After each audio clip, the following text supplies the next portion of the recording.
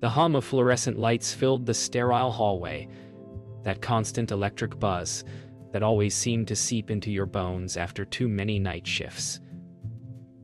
I'd been called into the sub-basement. Sector 9. No one got called there unless something was wrong. My badge flickered red before turning green, the door unlocking with a hiss of compressed air. Inside waited a thin man in a black suit. No insignia, no nameplate. He slid a file across the table, thick, unmarked, sealed with an old wax stamp. When I peeled it open, I froze. My own name was printed at the top of the report. Status, missing person. The date stamped below was last week. I hadn't gone anywhere. I hadn't disappeared. But the file claimed I had. Each page inside was a mirror of my life. Every movement tracked. Every word logged. The air grew heavier, and the man simply said, "We thought you should see what's been written." I stared at the folder, feeling the room stretch in all directions, like reality itself was bending around the words on those pages. The photos were the worst part. Grainy surveillance stills of me leaving my apartment, entering the facility, even standing in my kitchen holding a mug of coffee. Only I didn't remember any of them being taken. The timestamps overlapped with my memory, and yet they didn't exist in my phone, my logs, or my recollection. "Why am I listed as missing?" I asked. The agent didn't answer. He only turned a second file toward me. "That one's yours too," he said quietly. "It's sealed under Project Lucid." The word Lucid echoed in my skull. I'd seen it before. Once, years ago, in a buried memo no one was supposed to access. A program designed to manipulate perception, rewrite consciousness during REM cycles. They said it was shut down after subjects reported seeing themselves outside their bodies. I never connected it to my work, until now. My pulse thundered.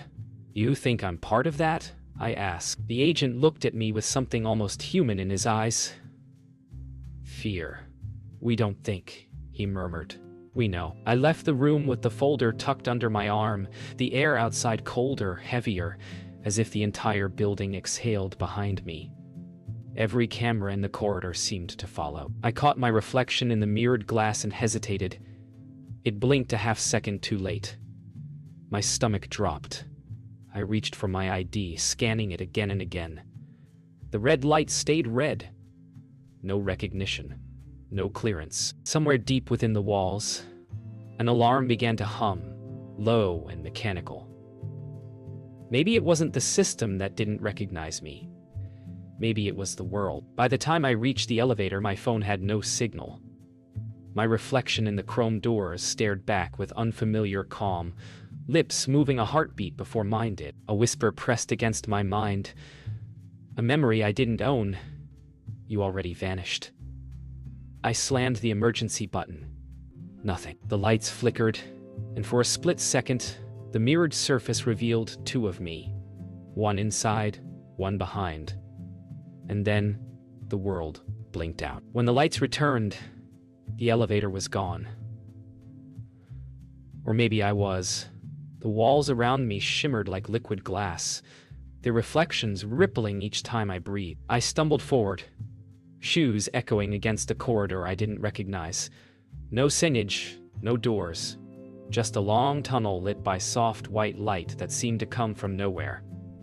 My watch was dead. My ID badge had changed. My photo was missing, replaced by a blank void. I felt an overwhelming sense that I was being watched, not by cameras, but by something woven into the architecture itself. I called out, but my voice folded back on itself, echoing in reverse. The further I walked, the more it felt like I wasn't moving at all. Like the corridor was rearranging itself around me. Then a whisper through the static air. "Welcome back, Elias." I turned toward the voice, and a figure stepped out from the wall itself, as if the structure had exhaled her into existence. Her face was familiar in the way forgotten dreams are. Something you remember only when half awake. "You were never supposed to see the file," she said. Her tone carried no malice, only resignation. Project Lucid was meant to ensure continuity. You broke it. I demanded answers, but her expression softened, like a teacher facing a student who's already failed. The you that vanished is the real one, she whispered. You're just the remainder. Her words fractured something in me. My memories felt disjointed, as if layered one atop another. Multiple versions of the same moment, slightly out of sync. Coffee spilled twice. A door opened twice. The same conversation replayed with different endings. If I'm not real, I muttered, then why do I remember? Mara's form flickered, stabilizing only as she approached. Because memory is data, she said. And data always lingers. The lucid field replays what it refuses to delete. I took a step back, the floor pulsing like a living circuit. You're saying I'm a copy? She smiled faintly. No, Elias. You're the echo that refused to fade. I pressed my palm against the wall. It pulsed like a heartbeat beneath my touch. Beneath the glass-like surface, I saw brief flashes, myself walking through the same hall. Again and again, each time wearing a different expression. One smiled, one screamed, one didn't have a face. How do I get out? I asked, though the question sounded hollow. Out, she repeated, tilting her head. There is no out, Elias, only synchronization. My reflection in the wall blinked independently. Then what happens if I refuse? Her voice dropped, almost a whisper of sorrow. Then, the real, you will wake up. And you will stop existing. The corridor began to dissolve. Light bled through cracks in the air itself, revealing a vast, endless room beyond, filled with hundreds of glass pods. Inside each one, I saw myself sleeping. Some were peaceful, others twitching violently, faces contorted in nightmares. Mara's voice echoed all around me, soft but omnipresent.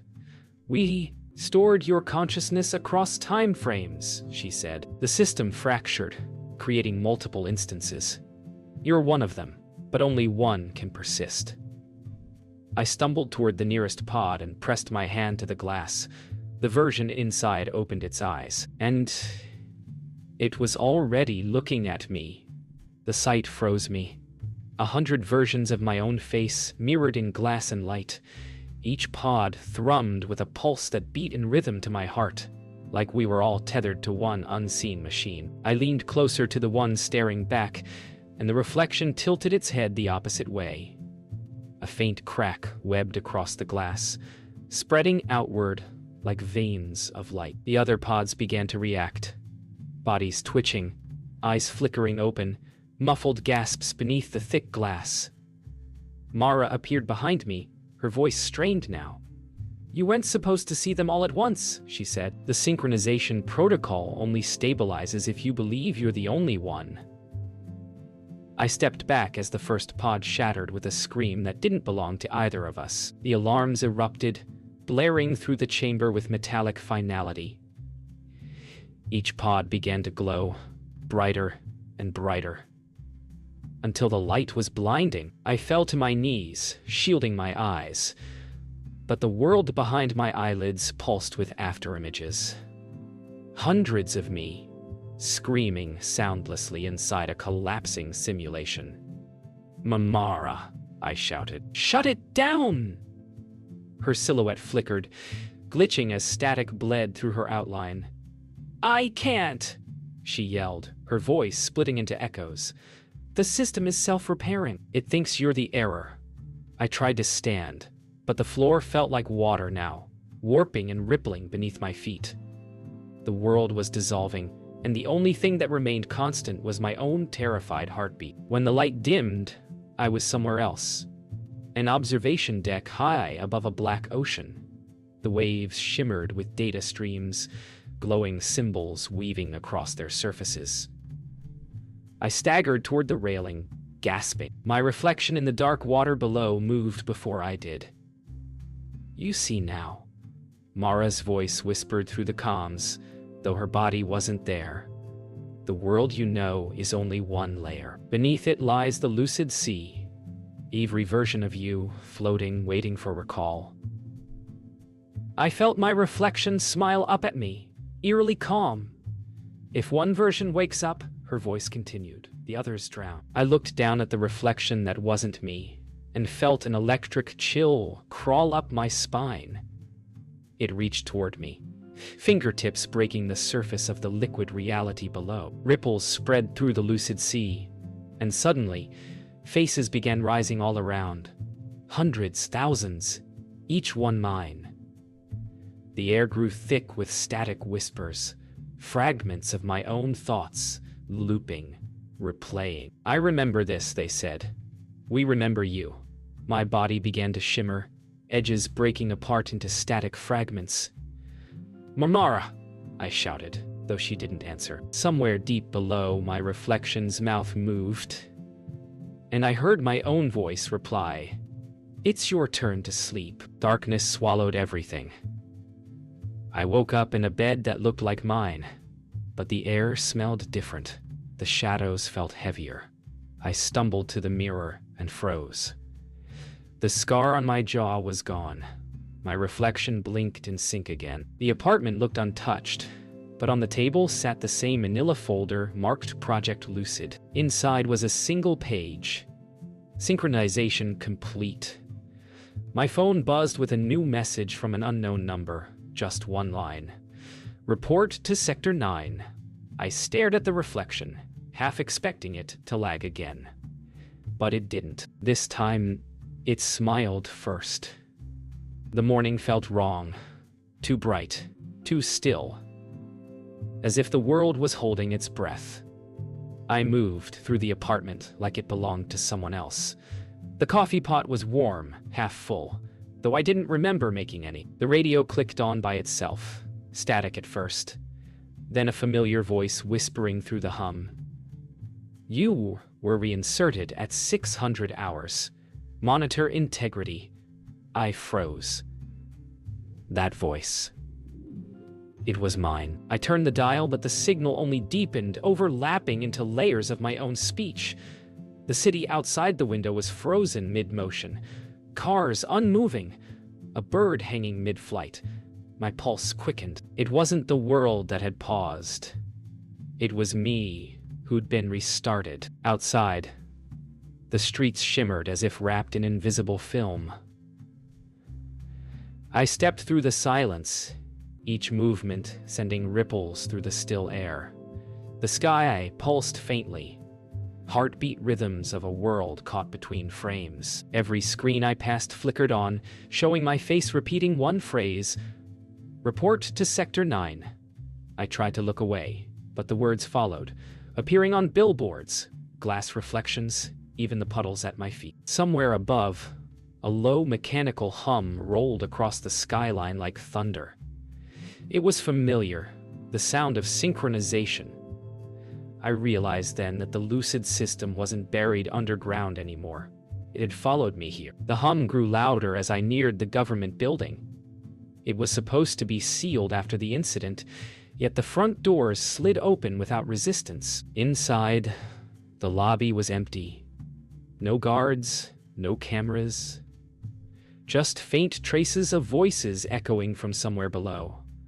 I followed the sound down into the lower levels, past flickering emergency lights and long-forgotten signs. The air smelled of ozone and dust. The walls bore faint imprints, hands, faces pressed from the inside. I reached Sector 9's door. It opened for me before I could touch it. Beyond, the same table waited, the same folder. Only this time another chair was occupied, and the man sitting in it was me. He didn't look surprised, just tired. "You made it further than most," he said, voice perfectly identical to mine. "But every echo eventually finds its source." He gestured toward the file between us. "This is the original record, the one written before the project began." I hesitated before sitting opposite him. The folder contained handwritten pages, each signed with my name. but dated 10 years earlier.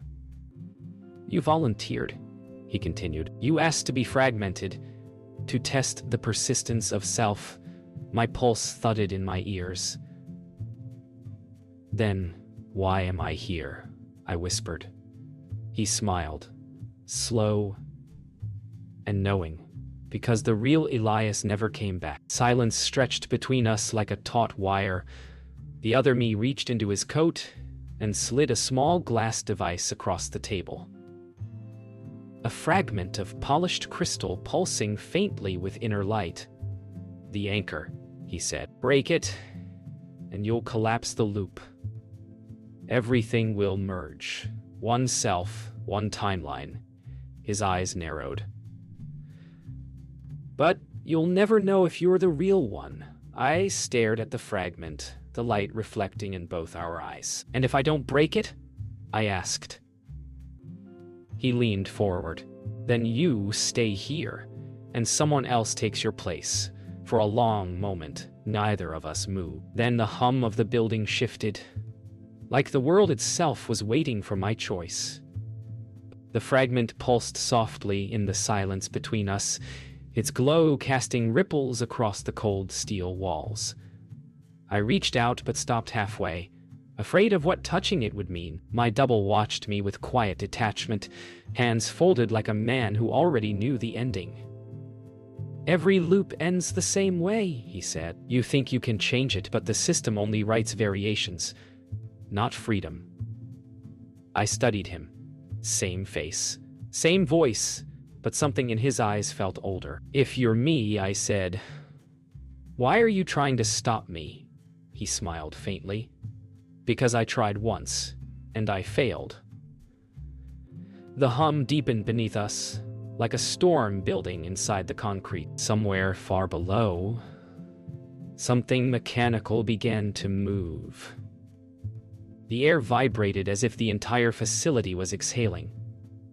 I grabbed the shard before I could think and felt an electric surge race through my arm. The world fractured.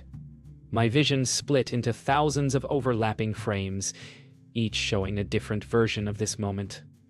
One where I screamed, one where I laughed, one where I vanished. My double lunged forward, hand outstretched, shouting something I couldn't hear. The walls peeled away like layers of film burning in a projector. I wasn't in Sector 9 anymore. I was falling. Through corridors, memories, lifetimes, each flickering like old footage, melting at the edges. When I landed, it wasn't on solid ground. It was on the surface of something fluid and reflective. The lucid sea again, but quieter now, smoother, as if waiting. Around me floated fragments of memory. My apartment, the file, Mara's voice.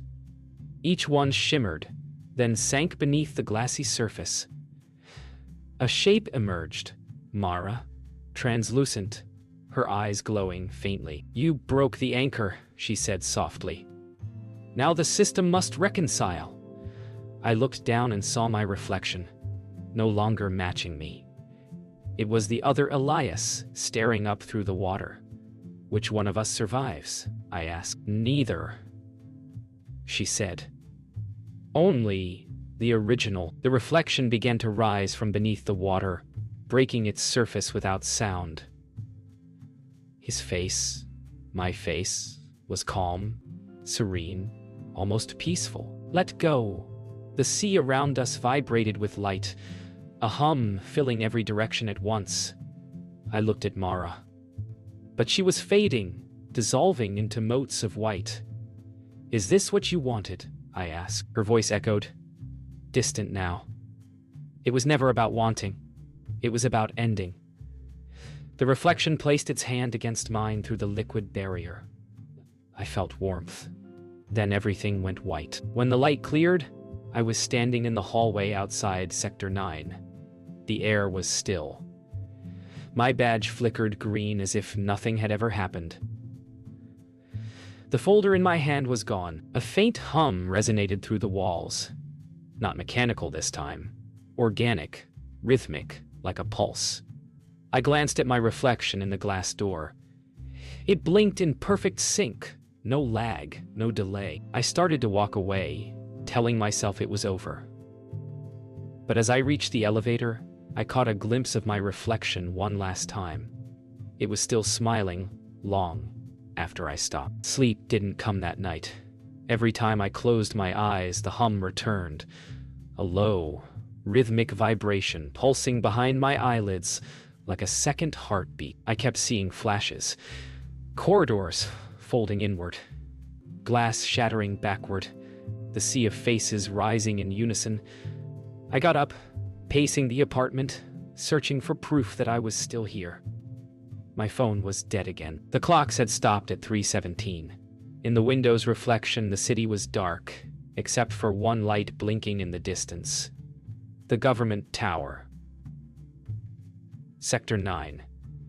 It wasn't supposed to exist anymore. Yet, there it was, alive and pulsing, like a lighthouse for something lost, and for reasons I couldn't name.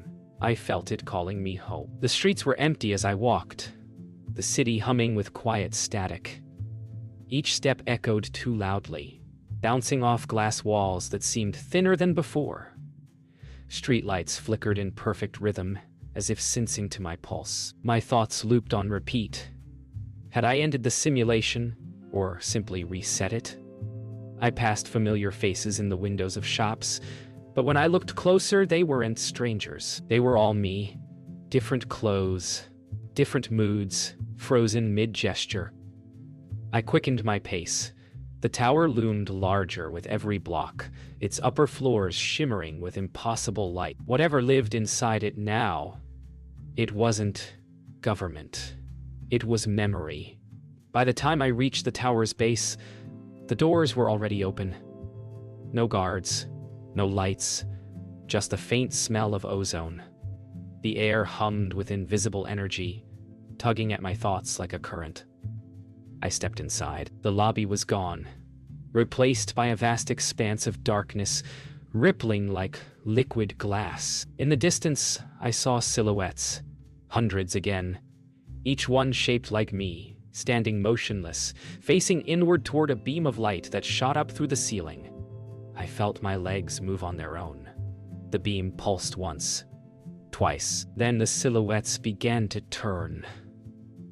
They turned toward me one by one, each face mine, each gaze identical. The beam flickered, and a voice filled the chamber, layered and echoing, composed entirely of my own tone. "Integration sequence incomplete," it said. "Awaiting subject alignment." The figures stepped closer in unison, their movements perfectly synchronized, arms extending. I stumbled backward, heart hammering, but the floor beneath me rippled like water again. The nearest reflection spoke, not through sound, but inside my head. "You broke the loop, Elias.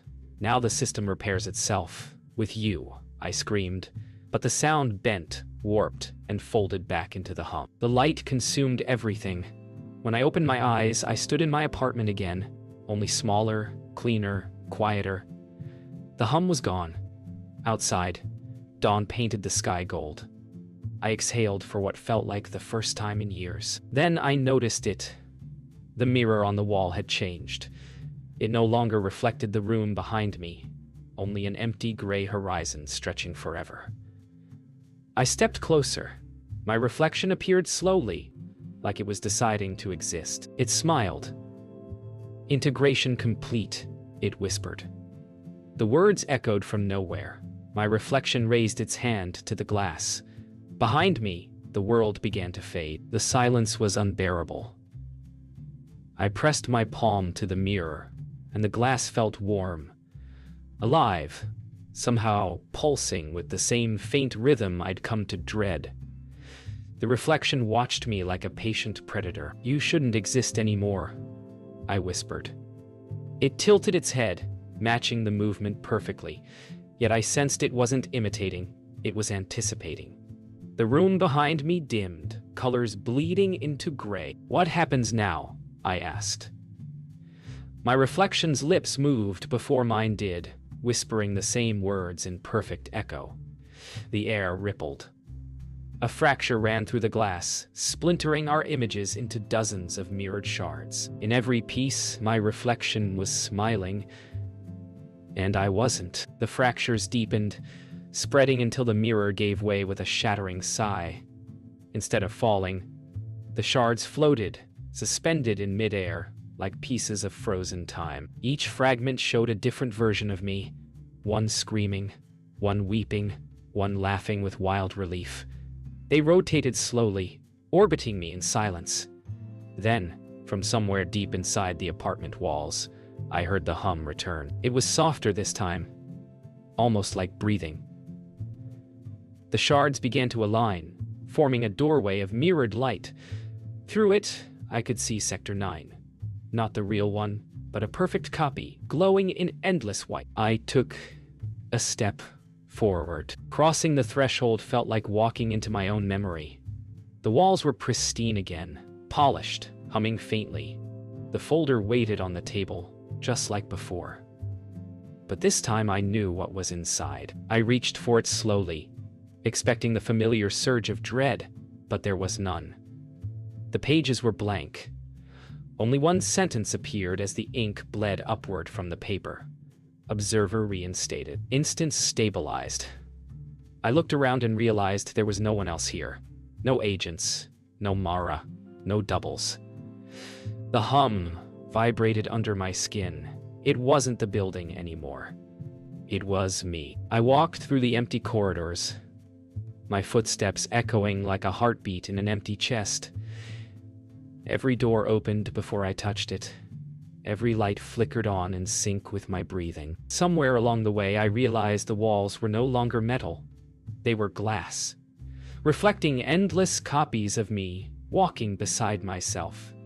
Some smiled, some didn't. Integration complete, I whispered, hearing it echo from 1,000 mouths in perfect harmony.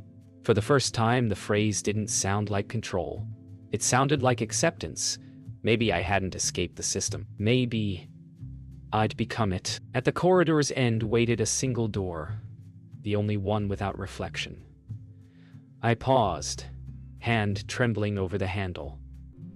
Beyond it, faint daylight shimmered, the color of dawn. I stepped through. The hum fell silent. I was standing outside in the city again, people moving normally, cars passing, sunlight washing the world. Gold. Everything looked ordinary. Too ordinary. Too ordinary. I touched my wrist. There was no pulse. A reflection in a nearby window caught my eye. I was smiling, but I hadn't meant to. My reflection looked straight at me, eyes calm, alive. And for the first time, I understood. I wasn't the one who came back. I was the one who stayed behind.